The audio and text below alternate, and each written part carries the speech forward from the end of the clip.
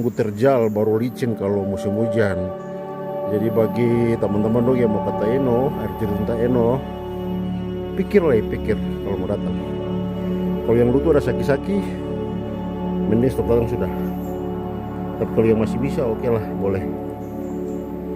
Oke, lanjut. Lihat tuh, lihat adik-adik di atas tuh.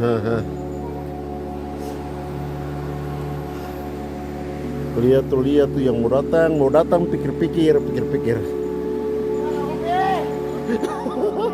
Aduh, sengsara. Ini kapok. Terakhir dah.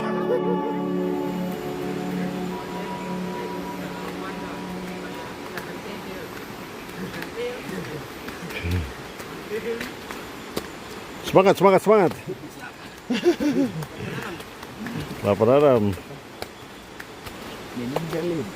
Oh, namanya itu. Di atas ada orang.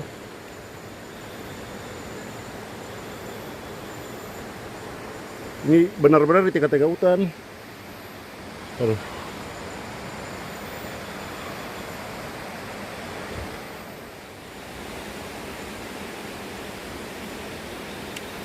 Ini sangat recommended kalau musim hujan.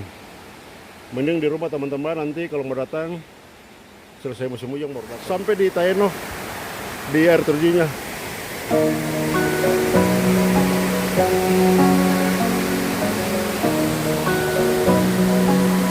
Teman-teman lihat itu dia punya tangganya luar biasa.